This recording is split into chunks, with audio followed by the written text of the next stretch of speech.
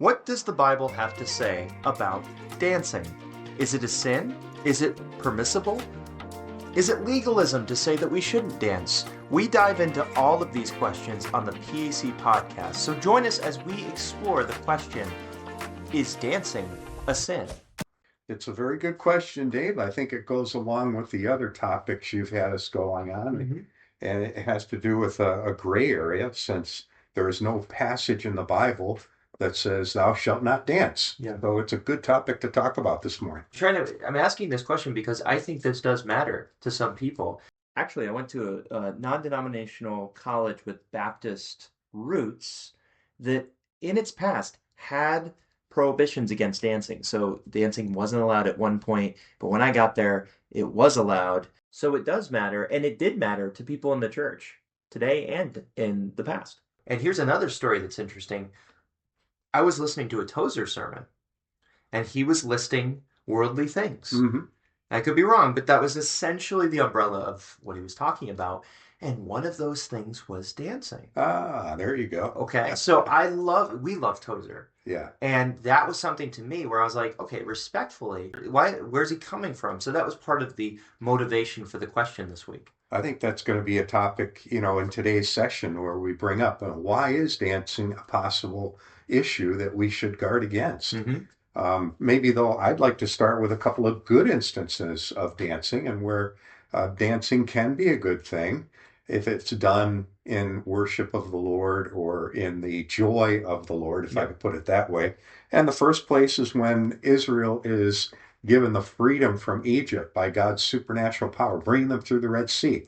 And Israel witnesses they're coming through the sea, and they witness the destruction of the Egyptian army when the sea covers them and drowns them. And Miriam, Moses' sister, begins to dance, and the women are playing their tambourines, and they're dancing before the Lord, and they're celebrating the Lord's victory. And along with that, I'm sure we're all familiar too with when David wants to bring the Ark of the Covenant up several centuries later, that he dances with all of his might before the Lord. And it's something that is seen to be a good thing because his wife objects that David is looking unseemly. And he says, look, I will even be more embarrassed than this if that's what it takes to worship the Lord. And he obviously, those two incidents have to do with the heart. And the fact that those two incidents of dancing are seen as a good thing is because the heart of the people dancing was in celebration of the Lord and the joy of him being their king. Yeah. And so I think that it does go back to this heart issue. What's my heart when I'm dancing? What's the motivation? What's the motivation? Back in the day, correct me if I'm wrong here, because historically, dancing was considered, was often associated with sinful activity. And I think that's where people are coming from. They're associating this with sinful activity. Same thing with like the theater. Back in the day, the theater was often a place people would go to watch movies that weren't always appropriate. Sure. So it's understandable that people would have caution towards that because that could be an avenue towards sin. So I think if you're saying, I don't want to go down an avenue that might tempt me, that's a wise thing to do. Yeah. So that's just one thought. I don't think it's just legalism. I think there's more to it. Yeah. And people could laugh at it and think it's silly. And we often joked in college, like, no dancing at the dance, or whatever. When we'd have like a dance at the school, it's like, as long as we don't dance, we're fine.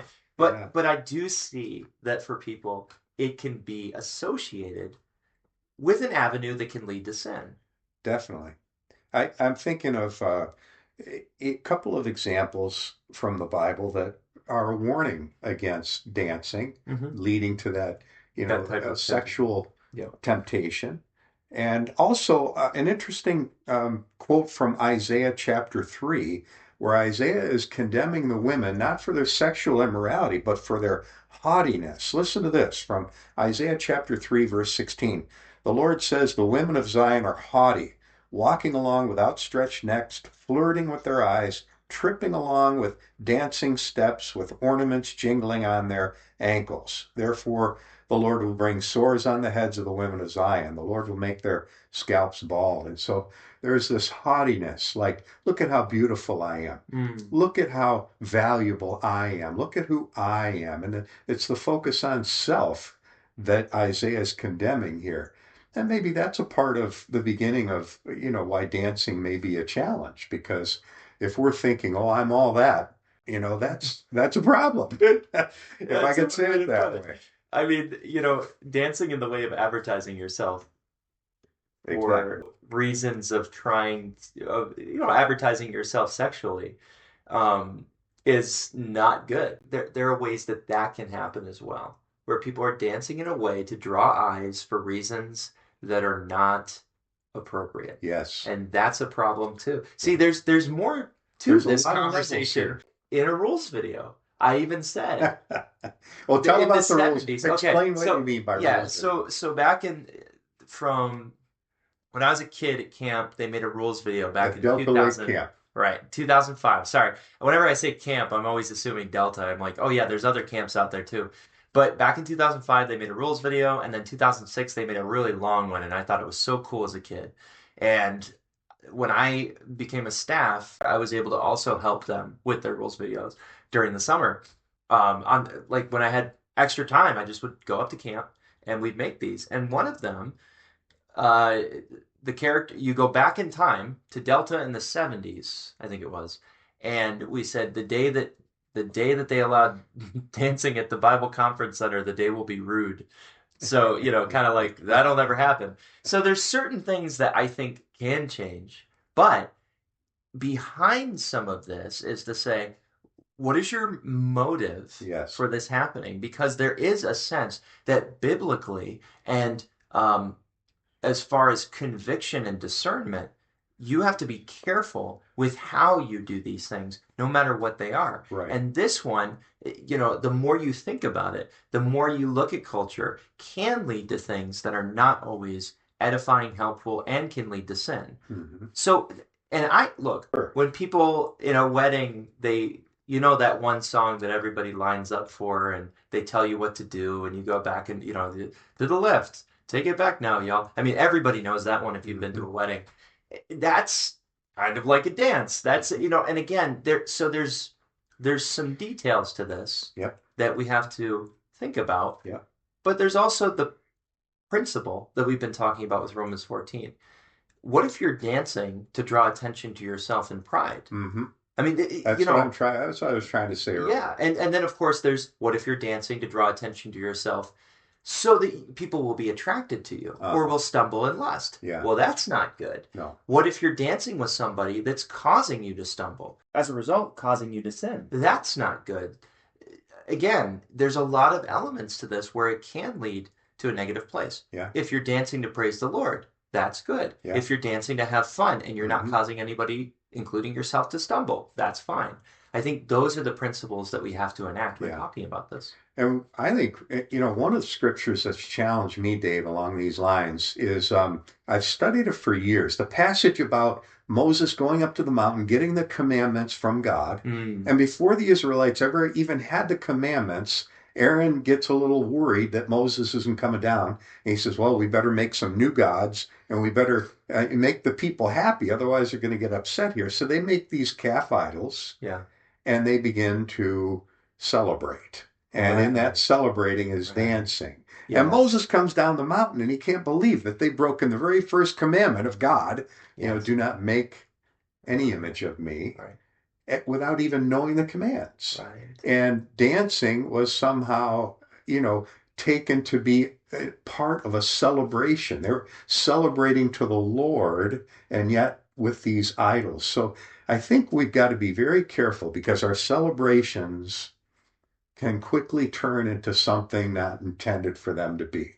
And that was inappropriate, the way that they were dancing. According to Paul, Yeah, later in the New Testament, yeah. Dancing is a challenge. I think about when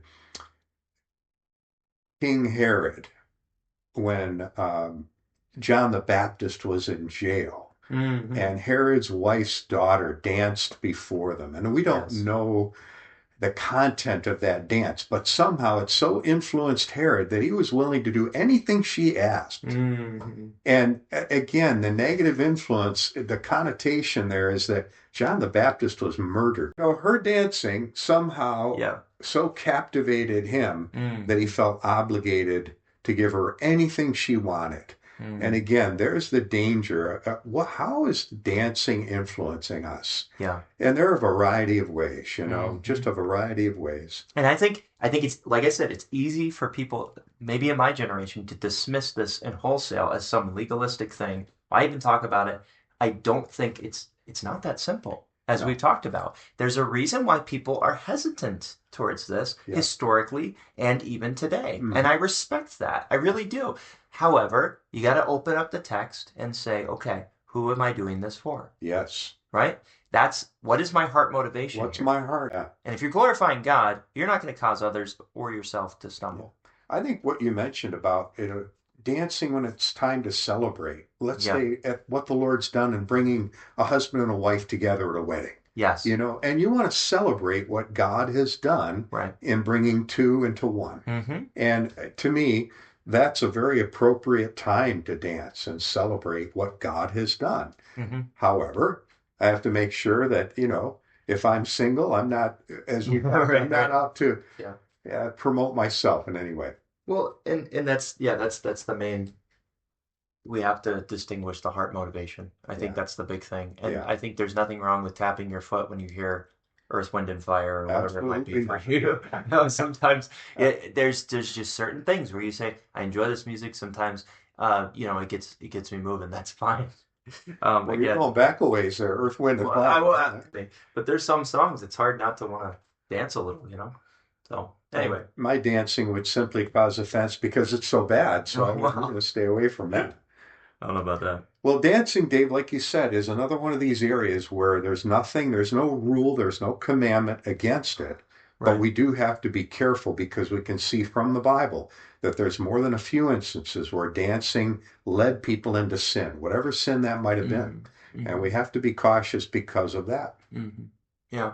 And if you do go to a Houghton College or that type of thing and you sign a pledge, whether you agree that dancing's wrong or not, if you've signed a pledge, you've given your word. Mm-hmm. And that's even more important than whether dancing is allowed or not allowed. You've given your word. Mm-hmm. So you better not dance if you sign that pledge. Let your yes be yes and your no be no. Yeah. And so I think what is the summary of what we're saying? What is your heart motivation?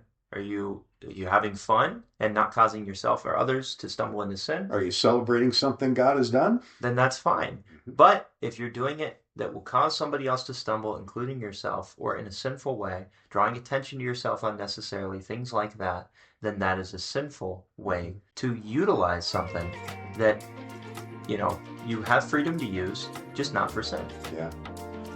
Well, thank you, Kurt. I think that summarizes that one. And we'll talk next week with Pastor John, I believe. So looking forward to that. Thank you, Dave. All right.